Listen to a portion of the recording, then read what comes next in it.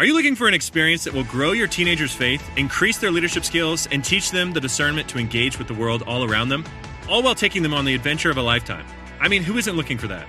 If your teenager loves fun, adventure, and wants to grow in their faith and leadership this summer, then send them to Excel's Summer Leadership Camp. Excel's Summer Leadership Camp is a 12-day experience for passionate young leaders looking to discover God's truth, to discern wisely, and live wholeheartedly.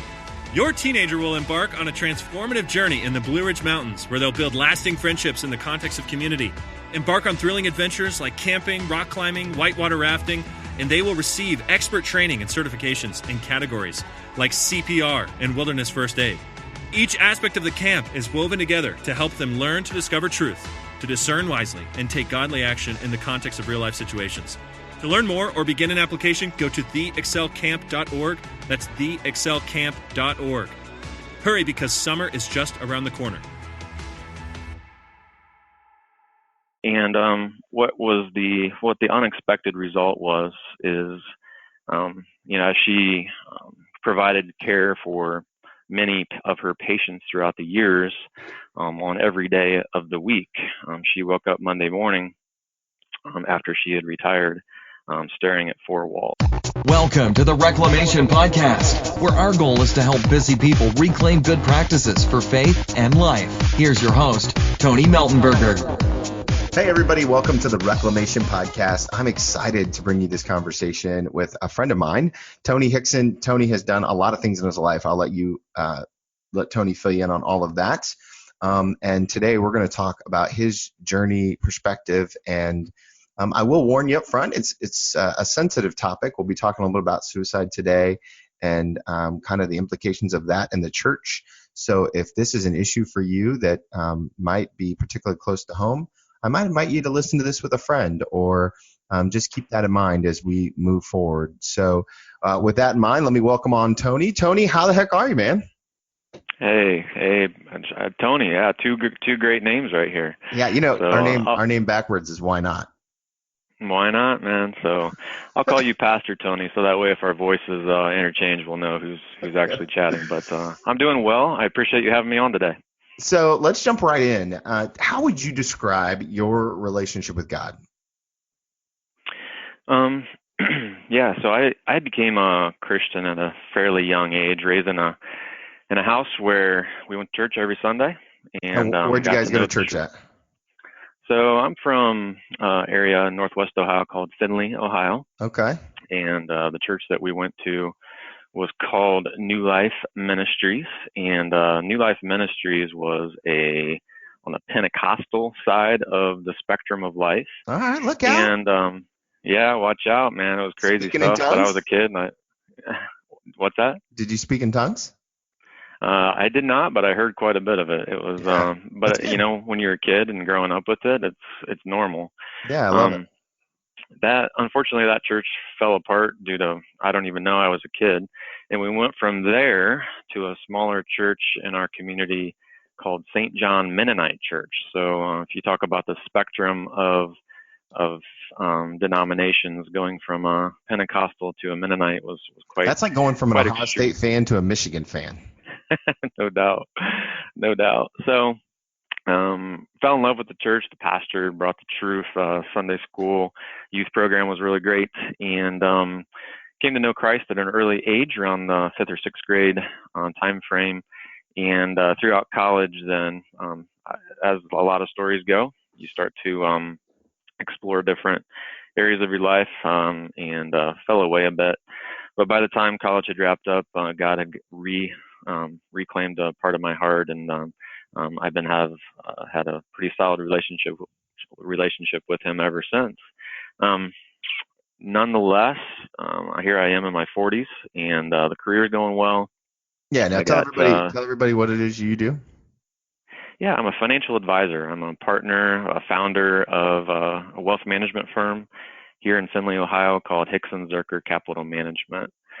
So we've been running this business for 17 years, founded in 2002. Wow. And it's going really well. And I also have a wife and 3 kids at home, so it's very busy. And how old are your kids? So I got 2 girls and a boy. My oldest, Eliana, she is 13, so I got a teenager in the house. My middle child, Kaya, she is 11, and my youngest son, Everett, he just turned 8. So Oh, that's beautiful. Beautiful names too. busy You and your time. wife did a good job. I tell you, yeah, it's pretty fun. It's pretty good. So And you've lived in Findlay your whole life? I have. It's a little town outside of Findlay called Pandora, of all things. But Oh, my dad owns a farm in the area. Grew up on a farm. Married my high school sweetheart. Her family also owns a farm in the area. come on. So we decided to stick around. We have That's as so I tell romantic. others, we have free built-in babysitting with both with grandparents in the area. So that works out really well for us. That's incredible. So, speaking, a little bit about family, part of the reason that we wanted to get on and talk today is because, um, unfortunately, you've experienced some tragedy in your life, specifically as it pertains to your mom. Could you share a little bit about your story with your mom and kind of take us through that journey? Sure, I'd be happy to. So as I said, the business was founded in 2002, and we founded it with a vision of helping individuals make wise decisions with their money. If you back up a little bit, I graduated from college in '99, and I started my career in a CPA firm in accounting. And it didn't take me too many tax seasons to realize that when you put a tax return together, you can see everyone's financial life on a 1040, on a Form 1040. And what I was seeing as the tech bubble burst around the year 2000, and then the September 11th terrorist attacks occurred in '01, our country was in a recession. And as financial data poured in on these tax returns, specifically, there's a form called Schedule D, where you can see different trades that were being placed by our clients, and they were making some pretty big mistakes. They were selling these companies at very low valuations, so they were basically afraid that either the country or these businesses were going out of business. Hmm. And I tended to disagree. Around that time, I had a buddy of mine from high school that was also employed in the area, also worked at a CPA firm. And we started to do some lunches together, discovered we had common interests, common values, and a desire to be entrepreneurial and start a business helping individuals make better decisions, make wise decisions with their investments. So we hung out our shingle in 2002 with just ourselves, me and my business partner. His name is Adam Zerker. And we had a couple desks, a computer, a phone, 0 clients, 0 assets under management. Now that's a 0 pretty revenue. brave statement. Do you find yourself as naturally being optimistic? Like, are you one of those guys that's like, yes, the country's going to pull through. Yes, we're always going to get a 10% return. Yes, we're always, I don't know what the right number is. I'm just making stuff up. Yeah. But like, Yeah. I mean, are you naturally optimistic? Are you predispositioned that way?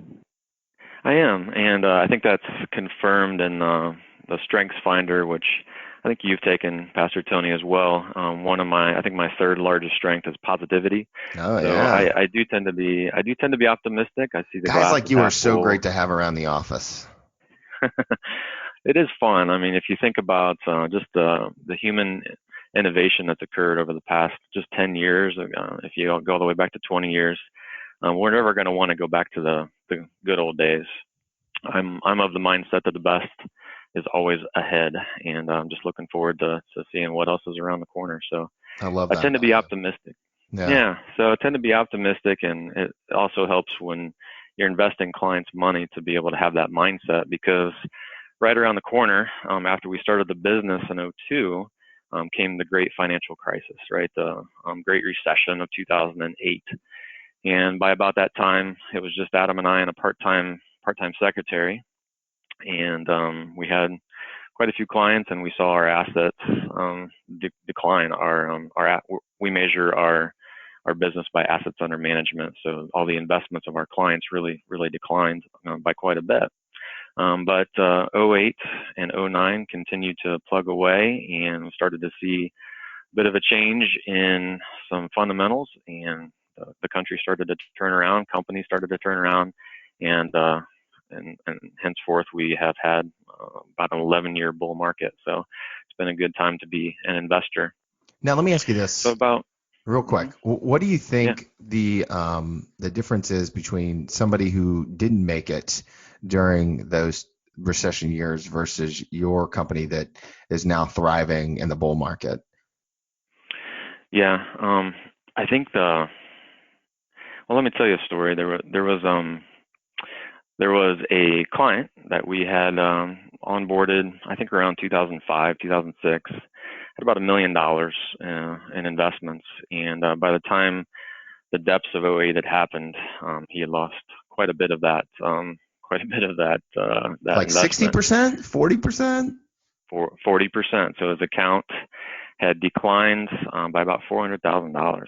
That's so scary. And so yeah, well, picture yourself in March of 2009, and this client gave us a call. Adam picked up the phone, and the client had just received the sixth straight investment statement, sixth straight month in a row where the value of his portfolio was down. And he called up, and Adam got the call, and the client said, "You know what? I'm done. I'm drawing a line in the sand. I can't lose any more money. I've lost money 6 months in a row. I can't take it anymore." And through a little bit of a empathetic conversation for 10 to 15, 20 minutes, Adam was able to talk the client off the ledge and basically said there's some light at the end of the tunnel. Some of the research that we're doing shows that there might be some brighter days ahead. If you sell now, you're definitely going to lock in a loss. But if you stick with it for a little bit longer and have more of a long-term perspective, we think we're going to crawl out of it. Well, the day of that phone call was March 9th of 2009. And if you know anything about the great financial crisis, that was the bottom of the stock market. That was the day that the stock market bottomed. And fast forward to today, I just looked at his portfolio, I don't know, a couple weeks ago. Without any additions to his portfolio, it's now worth $2.3 million. Woo! So look at God. If that client would have decided to follow through and place that sell, he more than likely would have not known when to get back in, and he would have given up, at least a tripling of his investments due to the prolonged 11-year bull market that we've been in. So I guess to answer your question, the things that might separate us from an investor who might make mistakes is trying to help them understand more of a longer term perspective, that while you're going through it, it's tough, but in the end, over a longer term period, your 10% that you had mentioned isn't outside of the realm of possibility. So keeping that optimistic mindset in spite of downtimes really has rewarded us and our clients. I love that. And I think that's a good lesson for life, like all of us, like to know that there's something different coming if we can just hold on. Yeah. So you survived the recession and then 11-year bull market, and then kind of take us from there. Yeah. So around that time, 2008, 2009, my mom, who had been in healthcare, basically, she started her career as a registered nurse. She had moved from being a registered nurse to then being in a hospital to then being a registered nurse for a home health agency, and had kind of climbed the ranks to become the executive director of a hospice agency. So Pastor Tony, do you know what hospice is? Are you familiar with that? Yeah. So hospice helps people with their end of life care, kind of respite care and palliative care until the Lord calls somebody home. That's right. And so basically, for a person's life, the hospital is basically given up. There's not much more we can do. So let's put them into the care of hospice. And so those nurses that are assigned to provide hospice care make that end time as comfortable and as peaceful as possible. as they transition from this life to the next. And so that became kind of my mom's career. Her legacy was to build this organization and to provide care for those who are basically at end of life and ready to embrace the next. And as you can imagine, with that type of a career, day in and day out, you're making some good friendships, some good relationships with these people, and you're providing them care. Yeah, you're providing them care and comfort and peace as they transition. And day after day, week after week, month after month, they die. They're done. That relationship is over. And so compound year after year after year of that, and on top of that, running the agency, she became very, very just burnout, I guess. Of course, yeah. Word. I mean, yeah, understandably so. Mm-hmm. Yeah, she was just emotionally, spiritually, relationally, she was just done. And she began to entertain the idea of retiring. And that's cool. That's great. And throughout my career, my mom and dad had used another advisor. Mixing family and business isn't always wise. So they had used another advisor, and they ran this scenario by her. And she had said, given her the green light. But nonetheless, my mom still respects me and the career I had chosen. So she decided to let me take a sneak peek and give her a second opinion. So, as a wealth management firm, we've helped many transition from retirement or into retirement, and we have some pretty robust software to calculate the numbers, and we've got quite a bit of professional degrees, individuals here, some wealth advisors, some credentialing. We know how to run numbers. Sure. And sure enough, we ran those numbers for her, and it wasn't great, but it wasn't horrible. I said, Mom, if you kind of keep a check on your expenses, Dad owns a farm, so there's some income coming in year after year, and plus just knowing her, she was burnt. She was ready to move on. She wasn't getting much more purpose or satisfaction out of her current career. So I too gave her the green light to retire. So she did that. That was around 2010 time frame. And what the unexpected result is she provided care for many of her patients throughout the years, on every day of the week. She woke up Monday morning after she had retired, staring at four walls. And after a few weeks of that, she began to really feel as though she was no longer needed. A career in nursing, your patients rely on you for everything, from medication to care to changing whatever it might be.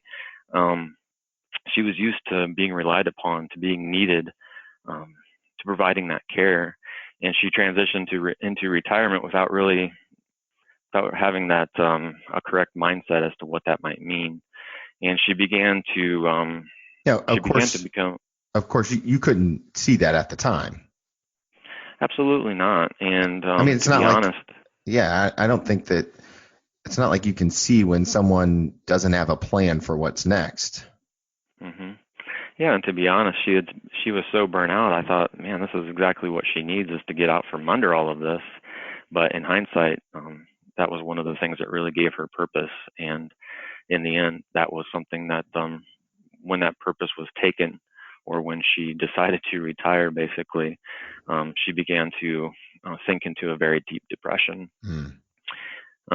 So she tried many things, whether that be counseling, whether that be medication, and whether that be she's a great Christian lady, prayer, talking with friends, mentors, and no matter which way she turned, she was unable to find that peace that she was looking for. And she ultimately felt as though she made a very, very horrible decision to retire. So within about a 6-month time frame after she had made the decision to retire, in March of 2011, the very thing that she had helped her hospice patients do, which was give them peace as they transition from this life to the next. She chose to take she chose to take her life, because that was the only way that she could justify in her mind that would bring her the peace that she needed. So in March of 2011, she committed suicide, and the ripple effects of that were felt in everyone's life. I would but, imagine still being felt. And those aren't ripple effects that go away, and nor should they really. Mm-hmm. But the lessons learned have been immense, and I'd love to dig into some of those lessons with you and your listeners if I could have that chance. Yeah, no, I love that too. Can I ask you one question? What do you remember where you were and what you were doing when you got the phone call, and kind of what went through your head in that moment? Yeah, I do I do remember that, Pastor Tony, and I was here at the office, and my dad called my cell phone, and I answered the call. I knew it was my dad. Obviously, it comes up on the screen, and I just said hello, and in a in a in a voice I don't really want to. Yeah. I don't like thinking about that voice, but in a voice that I'd never quite heard come from my dad before. He kind of shouted my name and said, basically, she did it. She's dead. She took her life. And yeah, I guess the emotions were extreme sadness. And to be honest with you, Pastor Tony, there was some extreme guilt, because I was one of two of her financial advisors who had given her the green light. And if I had known what that would have meant, I certainly wouldn't have done that. But I obviously, from that moment forward, had to give Carrie a call, rushed over to the house. Yeah. And the rest of it is somewhat of a blur until I was standing in line at the visitation. So wow, it's pretty wild.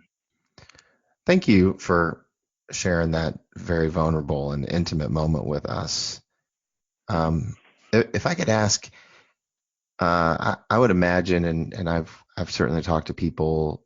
How do you deal with that guilt? Because I would bet logically, that you didn't give your mom the green light to make that choice. But I would imagine emotionally and all of the deep, dark places of your heart and mind, it's still really sticky. I mean, how could it not be? Mm-hmm. Yeah, it's a really good question. As my mom transitioned or kind of downward spiraled into that depression, she had kept a journal, which was very cryptic and disjointed because her mental health was declining as well. There's only a few people in this world that have read that notebook. I was one of them. And there was a page in that notebook where she did write that she forgave me and that it wasn't my fault. And she understood that from a quantitative or a numbers perspective, it did make sense, and that no one could have guessed what that would have done for her from a qualitative perspective or a non-financial perspective, by basically eliminating what she felt to be eliminating her purpose. So the guilt factor, there's times where you have to choose how you're going to move forward. On any given situation, there's a why in the road. And the one why that I could have easily taken is that of shouldering that responsibility, sinking into a depression on my own. And in the end, I felt like that was not a good decision to do. I would much rather have turned this tragedy into triumph, turn this stumbling block into a stepping stone, and to allow this story to help me leave a legacy for my mom to others that I come in contact with, specifically through the firm that I run here. I love that. I love your heart in it, and I just really appreciate your wisdom. If there's somebody listening right now and maybe they've experienced some major tragedy and they find themselves at that same why that you found yourself at, you managed to turn towards a path that leads to kind of that stepping stone, as you said. What would you tell someone? What would you just tell them? What would you tell them if they're standing there looking at, I don't know what to do with the guilt and the shame? Because I think even outside of something as big as suicide, there's a lot of people who deal with guilt and pain from their parents and from their kids and from their work and from mistakes. And Lord knows, we've all made plenty of those. How do you redeem something that feels so awful? Yeah. I mean, I think I would just start with,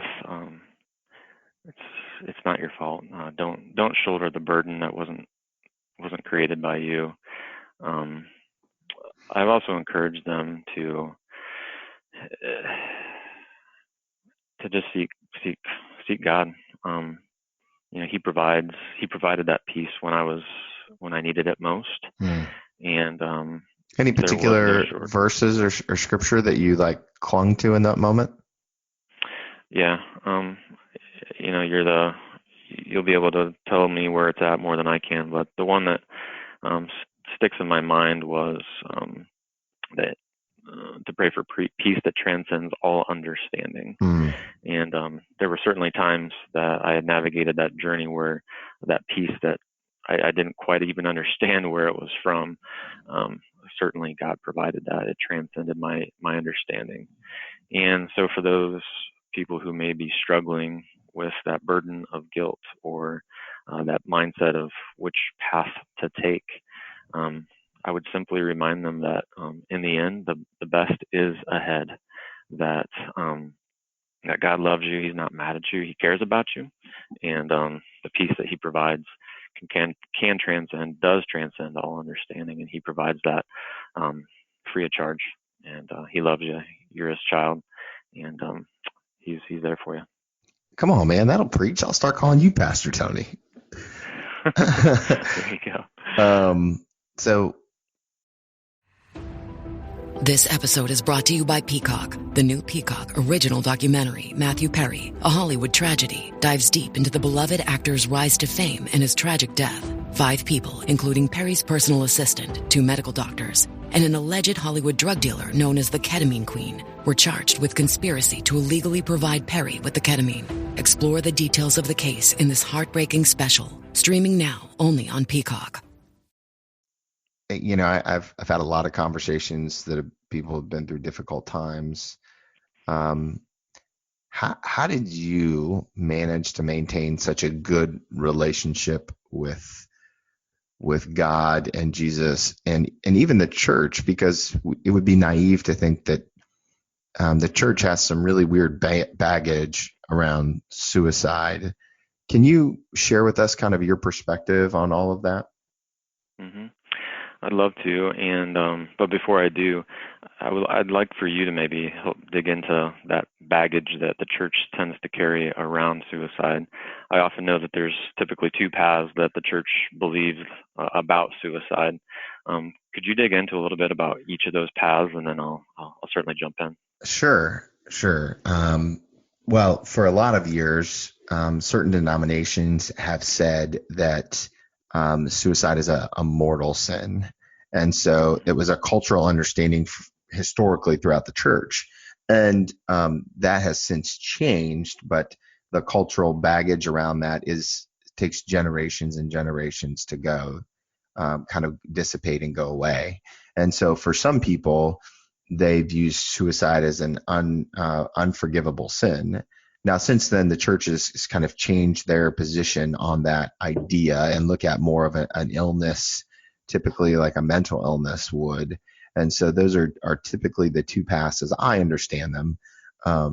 You might be able to give a little bit more experience and light on that. No, yeah, no, that's exactly what I had to come to terms with as well. I knew those two paths, and I wasn't sure. I had to do some soul searching and reading and talking with mentors to find out really where I stand. And where I stand is it was a mental illness, and it wasn't a decision that she meant to make. But I do believe that she walked into the arms of her Savior that day. Yeah, amen. I'm 100% with you on that. That the idea that I just think that we've underestimated the amount of mental illness and the impact it has on someone's physical disposition. Just because we can't see it. I've dealt with a lot of soldiers in my time who really struggled with anxiety and depression, and even just all of those addictions and things that end up taking lives, far too many lives. And for me, it's has the same kind of feeling as cancer for a lot of people. Mm-hmm. Yeah, absolutely. And cancer is typically medicated, and doctors take charge. So it's just a similar disease for sure. Mental illness is a similar disease. Your question on how did I maintain that relationship with God in spite of what had happened. I guess the best way to answer that, I don't mean to sound cliche, but sound cliche. Really, it's fine.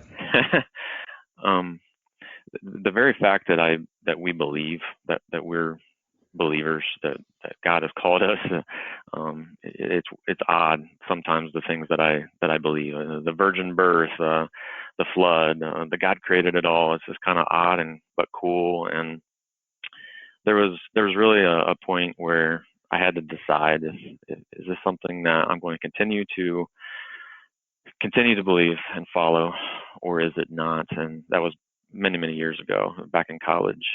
And I chose that this is real. God is real. God loves me. He died. He sent His Son to die upon the cross for my sins. And who am I to stand in the shadow of a bloodstained cross and not accept that free gift of salvation, and not accept that love and love Him back in return. So even in spite of the tragedy that occurred in my own life, turning my back or disowning or moving on was really never an option. I was consistently anchored to the rock, and I needed to be based on the tragedy that occurred. That's a great perspective, and one that I imagine also helps you. That consistency has got to help you in the line of work that you do. And speaking of line of work, like it had to have felt a little, and probably still some days feels a little awkward, uncomfortable, tensious, whatever the word is, that, one of your missions is to help create enough financial wealth for people to do whatever they want to do in the next season of their life. Typically, 20-year-olds say, I'm saving for retirement, without even knowing what that means. What was it like for you going back to work? And then can you share a little bit about your shift in vision on what it means for what you do now? Mm-hmm. Yeah. You're hitting the nail on the head. It was hard for me to come to terms with kind of the situation that occurred. It was just it's mind-boggling that me of all people being a financial advisor and helping her transition into retirement, that could have ended that way. But again, I refused to allow her legacy to end tragically, but rather my desire was to turn it into a legacy of triumph. And the lessons learned have been immense. And the key one that I've learned and that I've implemented into each client relationship ever since, and that I'm coaching the advisors that we have on staff at our firm today, is that retirement is something that is way more than what a software can spit out. Numbers, we know how to use the software. We've got college degrees and credentials, and we know how to use it, and we can spit that out very, very easily. But the other side of retirement is non-financial. It's qualitative. And so what I've encouraged our staff and what I've done in my own client relationships ever since was turning it more from a financial advisor to more of a life advisor. And when the word retirement comes to mind for someone walking into our office, I often will start to ask many pointed questions as to what they will be doing next, not retiring from something, but retiring to something. No, I think that's a huge, important shift. So let me, because who doesn't love a little acting? I'm going to pretend like I'm retiring and I'm coming into your office with, enough assets to retire. What's kind of give me an example of the line of questions. So I come in, hey Tony, I'm ready to retire. What questions are you asking me? Yeah, I mean, the first question is, what has been your career? What have you been successful at? Our goal is to transition from success to significance, and there's a little bit of this retirement that we're transitioning into a little bit of a halftime. So you've got a 20, 30, 40-year career doing something. You've built up a really great skill set. What is it that you'll be able to continue to bless society with the skill set that you spent 30 years gaining? You've got computer skills, you've got relational skills, you've got so many things in your industry or your place of work that you will be able to continue to bless the next generation with. And so it becomes a conversation or questions revolving around what those skill sets are and helping them determine how they will continue to use them so that they can continue to find purpose and hope in their retirement years. That's good. For some, that's transition. I am convinced that there does need to be a halftime. There does need to be a break, whether that be a month, 6 months, it could be a year, where you just need to quit the career, to stop the hamster wheel, and to allow do some home projects, all the things that you've been waiting for. But to stay there is fairly dangerous for retirees. And granted, my mom's case was extreme, but I would say that there's a large percentage of retirees that do end up in a depressed state shortly after.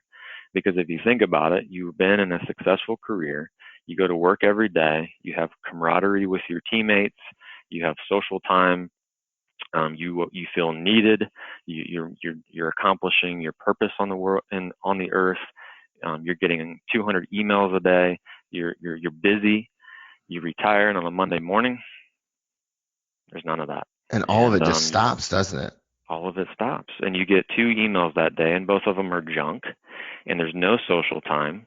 And your team, you're kind of wondering what they're doing. And your day, you're kind of looking around, wondering, what am I going to do? Maybe I can mow. But then if I mow today, what am I going to do tomorrow? And I'm exaggerating the point. I don't think you're exaggerating that much, though. Yeah. The point is that if that continues for much longer, pretty soon, and again, my mom is an extreme case, but the retiree can really start to lose purpose. They can start to lose those skill sets that they've spent a lifetime gaining. And so there has to be a time, in my opinion, and this is what I coach my clients through, is after that break, after that halftime, how can we now move into significance? And perhaps for them, it's, you know what, I'm going to volunteer at this nonprofit that tugs at my heartstrings. Perhaps for them, and I'll help them transition into that. Perhaps it's, I want to start a nonprofit. There's an unmet need in my community. And God has given me a passion in my heart and a purpose within my bones to start that and meet that need. Or perhaps it's, I've got a skill set for 30 years, and there's a younger generation in college who's going to graduate from college and change the world. they need to know the real life experiences that I've had instead of from an academic perspective, from a real world perspective. And so I'll volunteer my time teaching at the local university.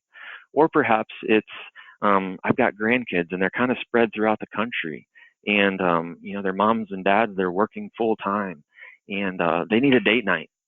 And I'm going to go and I'm going to make sure that I pour into my grandchildren's lives and allow my children, to go on a date night and work on their marriage. There's so many things that can give purpose and hope and significance in the retirement years, so that people's minds don't go in the wrong spot and they don't downward spiral as they lose purpose and feel like they've made a bad decision when they chose to retire.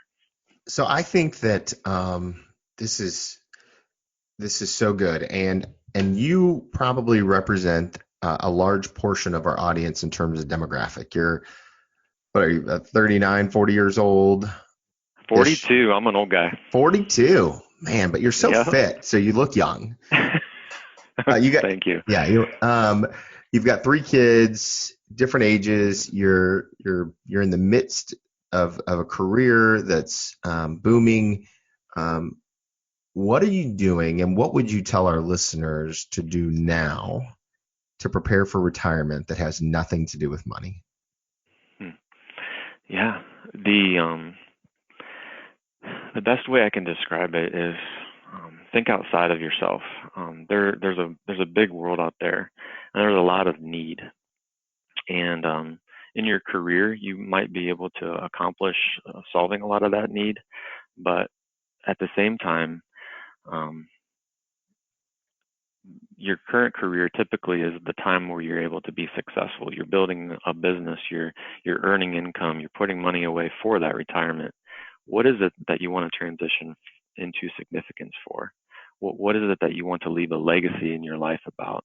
And this isn't something that that you can kind of come up with in a 10-minute time frame. This is a really prayerful, purposeful time to really determine what you, and if you're married, your spouse, what do you guys want to do with your lives? What significant impact on the world do you want to make as you transition into that retirement time frame?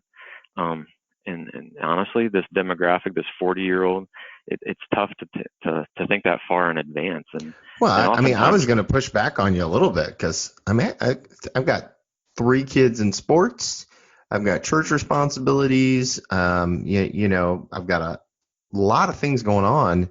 How do you and your wife create space for this kind of prayerful dreaming about thinking outside yourself? Yeah. Get practical, because I'd love to hear, like, on Mondays or Tuesdays, or, maybe somebody can pick something up here. Yeah, I love it. And I wish I could give you a more consistent answer. But what we've chosen to do is on our date nights to be able to have those kind of dreaming conversations. And again, in the community that we live in, we do have built-in babysitting with our the grandparents being close by. How often do you guys go on date nights? Not often enough, but at least once a quarter. No judgment here, man. No judgment here. Right. It's tough to do, isn't it? One of the other times that we're able to have these deeper conversations too is each night we take a walk. And in Northwest Ohio, we've had a very brutal winter, so we haven't been able to walk for quite a few months. But we just started the weather's just started to break, and we're starting to get out more. And so these conversations are continuing to be had. And so just taking those moments when they're available is the best time to be able to dream and think of what that significant impact that we can have on this world could be. Do you and your wife have a plan on what that looks like? I mean, do you have something like written out that you would be willing to share? I'd be happy to. I'll answer that question in 2 ways, something that we've already done and something that we hope to do. As far as what has already been done, my mom was a nurse, right? And we believe that the healthcare industry, those people who choose to spend their career helping others, are very prone to the same issues that happened to my mom. They're providing care day in and day out, and someday they will retire to the same same four walls that my mom did. And that lack of purpose may invade their lives as well. So my wife and I were able to set up a scholarship fund at the local university, University of Findlay, and the scholarship goes to a nursing student who has achieved, whatever curriculum that we set forth. But the best part about it is the recipient gets to hear this story, and it's not very often that a college age kid even fathoms the other side, what happens at retirement. But it's been such a blessing and so fun to talk to these students and with my mom's story, and for them just to give them a heads up of what could happen, and also to just encourage them in their walk as they transition out of college into the healthcare field, the great impact they're going to be having, and also to provide them a pretty stern warning as to what happened in my mom's case, and that at least they have a seed planted as to how to prevent that in their own lives going forward. So that was a fun thing that my wife and I were able to do as a result of this story. And then going forward, again, we live close here in Findlay, Ohio. There's a really cool program that our local community puts on. I'm sure Dayton has similar programs, but there's a few school districts of schools in the area that live in a little bit of a lower income communities. And what they found through some surveys was that these kids that would be in these elementary schools were typically leaving on Friday, and they wouldn't get another meal until school on Monday. And so that's tragic, and it shouldn't be happening in Findlay, Ohio. And so some corporations and the local YMCA set up a Feed a Child program where on Fridays, in a very discreet manner, 6 meals are provided to these kids, where they're able to have both Saturday and Sunday meals planned out for them, so that they're not going hungry by the time they get back to school on Monday. Well, again, I stated that I work here in Findlay, but I live in a smaller community, somewhat of a suburb, a little ways away, called Pandora. And with it being smaller, there's not corporations and industries and YMCAs to support that very same need that occurs right in our school district as well. So my wife and I have a real passion to be able to eliminate that very problem that permeates not just large cities, but also small communities as well. And how significant, how fun will that be when we're able to fund and set up a program to feed children over the weekends that they typically would not be able to find a meal. Man, that is so beautiful. I love that. And what a great thing to consider, for God's next for you and your family. And I would be remiss if I didn't ask you how you talk about this with your kids. Because obviously your 13-year-old, I'm sure, has some emotions around this, or at least may not know everything exactly, and I'm not sure that they need to. But like, how do you message this with such a young, tender heart? Yeah, great question. Yeah, so my daughter, the 13-year-old, was 5 at the time. Kaya was 3. And Everett, my wife, was 7 months pregnant. So, talking about memories that are kind of popping into my head as we talk would be my 7-month pregnant wife standing beside me in the visitation line.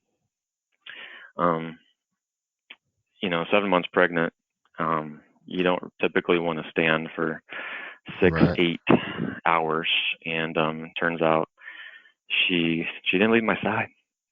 Yeah, she didn't leave my side, and she stood that whole time, and I love her to death, and she hasn't left my side since. We've been we're celebrating our 20-year anniversary this year. That's beautiful. And there's 2 thoughts to that. I guess she was 7 months pregnant. As I looked at her in the visitation line, I'm like, man, if Mom could have just held on, this would have been her first grandson, and maybe that would have just brought her that purpose and joy. But she couldn't do it. She couldn't hang on. And the other thought I had was what a beautiful picture of love. Like, my wife was hurting too. It was her mother-in-law. Yeah. And she, even with 7 months pregnant, swollen feet, swollen ankles. Turns out that she probably wasn't drinking enough and started to have contractions while she stood there in the visitation line. But she refused to sit. She refused to Wow. to leave my side. So, yeah. So when we communicate this to our kids, I think there will be a time when I get into the financial side and the story that I've shared with you here today, Pastor Tony. But for now, we've communicated with them of what decision my mom made, and the reasons that led to that were simply that she was sick, that she just had something wrong, just like someone has cancer or some other issue with their body. My mom had mental illness, and she was sick as well, and she chose she made a really bad decision, and we all do.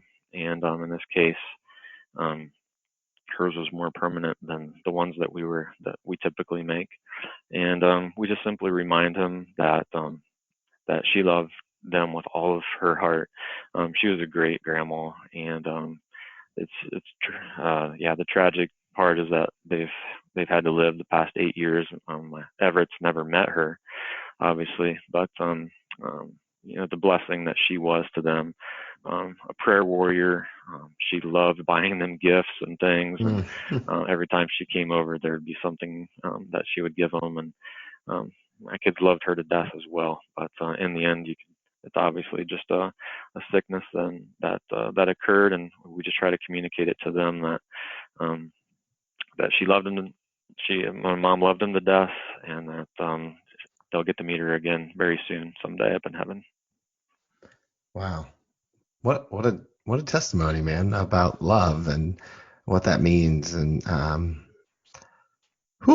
that picture of your wife standing next to you, that gets me in all the feels too. So if I recall, did you marry your high school sweetheart? I did. Correct? I did. Yeah. So we have that in common.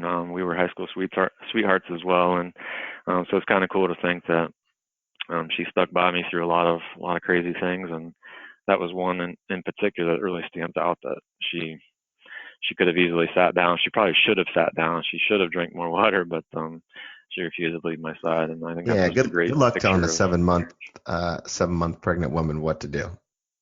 There you go. That's right. Yep, I like it. She can do what she wants, and she's earned it, as far as I'm concerned. That's true. That's true. Yep. Good.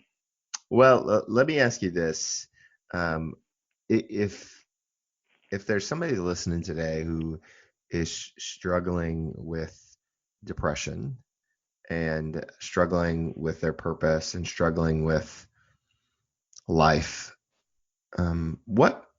what message would you want to give them?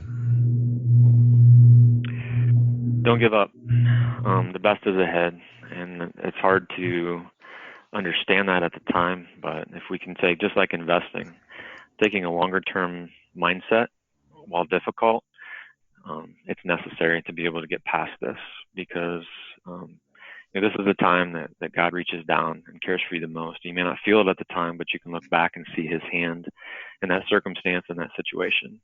And these are the times when faith is built, when peace is felt, when your relationship with God is solidified and grows deeper. And I would simply also state that, a lot of times these spiritual recommendations are there's a lot of Christian ease to it. From a practical standpoint, I would simply say, please get help.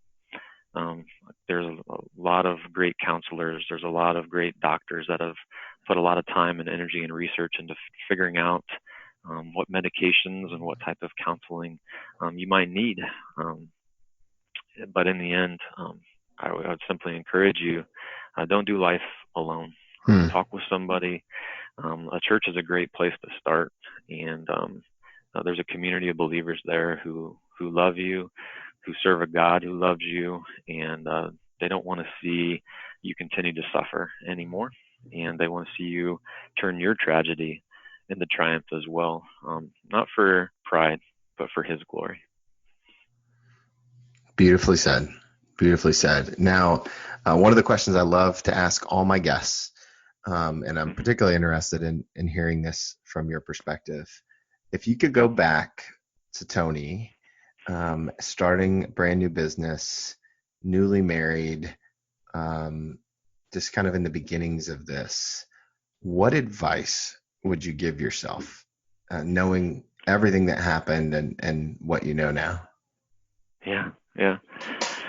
That's a great question, and I kind of think back to my 25-year-old version. I'm not sure if I would listen to what I'm about to say. No, of course you wouldn't. That's why it's so wise now, and it was stupid back then. No doubt. I'd probably answer it a couple ways. The first would be, and if we have time for a couple, I can leave it at one if you like. No, I think the first listen, one, man, people are loving this. They're loving listening to this. This is good stuff. Okay. I think the first one would be, and this is so cliche, but I'm just going to say it. It's a marathon, not a sprint. And when you're 25, you want to conquer the world, and you have so many goals and so many activities that you want to accomplish and do, and that's awesome. And there's no such thing as an unrealistic goal, but there certainly is such a thing as an unrealistic deadline. And we accelerate so many of those things in advance, and what it causes is burnout, fatigue, stress, not only from a career perspective, but on your family, because you bring that home with you, and your wife or your husband have to deal with it, and your kids have to deal with it. What I would encourage a 25-year-old version of myself would be to take what I call a 25-year framework. And if you think about a 25-year framework, there's 100 quarters. It's 100 quarters in 25 years. And if you can kind of stretch out those goals, realizing that it's a marathon, not a sprint, you'll get things done. But if you can stretch that into thinking, what am I going to do in this quarter? I've got 100 quarters to do things. I'm going to set up this business. I'm going to realize the success here. I'm going to work on my family in this case. What are the 3 things that quarter that we can accomplish to move the ball forward? It's the next step, the next step, the next step. It's not the giant leap. A lot of times it's being faithful today. It's not being stressed out about what's not being done. It's about being grateful for the things that have been done, that are going to be done within the next 8-hour time block. So it's that idea of that 25-year framework of just slowing down, taking a deep breath, running the marathon, and not burning out along the way, and thereby burning out your family as well. And I think do you have any questions on that one before I move on to the second? That's solid. I hope you've got that written down somewhere. Your 100 quarters, man. I love that. I love the visual of that. Yeah, for sure. I think the other thing that I would say to myself too is be quick to analyze success. And I think the younger version of myself, in growing a business, you kind of use the shotgun approach. You try everything. You know, what can I do to earn revenue, or to gain clients, or to produce more widgets, whatever it might be in your listener's case. And so often, a lot of those fail, right? Like, that didn't work. That cost us a ton of money. That didn't work. And we spend a lot of time doing an autopsy of mistakes and of failures. And an encouragement I would give to a younger version of myself is to spend more time doing an autopsy of success. And what are the things that did work? Analyze those. Understand those. Build processes and procedures and policies around those, so that they can be repeated, so that they can be improved, so that you can generate even more income, and that you can grow a larger business quicker than worrying so much about why things happen to fail. So, younger version of myself, start with an autopsy of success, what's working really well, and allow those failures to just pass by quicker. So how old were you when you started doing autopsies of success? You know, it was, I'm embarrassed to say it wasn't probably until my late 30s that this realization really came to mind. Listen, And I don't think wisdom for men, at least my experience, really comes to mid 30s. yeah, I think we're very slow learners for sure. But yeah, I just kept banging my head against the wall, thinking, man, why did this not work? What can I do to improve this failure? And it just kind of clicked one day, like, no, like what is working? As I walk around this office, we're 17 years in the business. We're serving over 200 families. We got over 150 million in assets under management. That's quite a bit of an increase from zero. For a little bit, yeah, and praise God, and praise God for that. And so, what is it that we did that worked? And why did it work? And how did it work? And how can we repeat it? And how can we make it better and bigger and more scalable? And that's where I want to choose to spend my time, is improving the things that are working and make them working even better, rather than worrying and frustration about things that haven't worked and things that have failed, and spending any energy there. It's just not worth it. Love it. I love it. So I also should mention that you and I met because we're in a kind of a learning leader circle, is what we call it, with Ryan Hawk and the Right. Learning Leader podcast. And part of that group is to get together and talk about what God has next for us and how to develop as leaders. One of the things that you've mentioned to me in our conversation is that one day you might put this story down on paper in book form. Have you given any more thought to that? And can I hold you publicly accountable to a date? Tony, surprise! Pastor Tony, I love you to death, man. I love you. Two things. It's always on my mind. Like, have I given it more thought? You gotta do it. I gotta do it. And as far as time frame, to be quite honest, we're approaching roughly the 10-year anniversary. In 2021 will be the 10-year anniversary of Mom's death. And there's a little bit part of me in the back of my mind that think, that would be kind of a cool thing to release as we celebrate my mom's life. And it also gives me enough runway within a year and a half to 2 years to be able to really put some thought into it and make it a very enjoyable and a readable book. So yes, I want to do it, and that's my commitment for the date, 2021. 2021. Okay, so and here's my commitment to you, is that as someone who's done some writing before, I will help you in any way possible. If you want to get together and storyboard all this out, I think people need to hear this story because it's that important. I think it makes a difference, and mental illness is something that we as leaders in our community have to talk more about. And so I applaud you and your wife and your family for being so vocal, for sharing your story and for doing your part. Thank you for saying that, and thanks for your offer of your assistance. I'll certainly take you up on that. So if leaders want to say thank you, or listeners want to say thank you for sharing your story, if they want to connect with you, if they want to maybe support your mom's scholarship, how can they get in contact with you? Yeah, thanks for asking. I'm on most of the social media outlets. I tend to be more active on LinkedIn. So you can find me at Tony Hixon. I have a designation called Certified Investment Management Analyst. So I'm Tony Hixon, CIMA, C-I-M-A, on LinkedIn. That sounds real fancy. Doesn't that sound official? I like it. And then on my firm's website is another way to reach out. And, it's myself and my business partner, Adam Zerker. So it's HZCapital, CAPITAL.com. So HZCapital.com. And that would be really, really awesome if anyone would want to continue the conversation, and make myself more than available for that.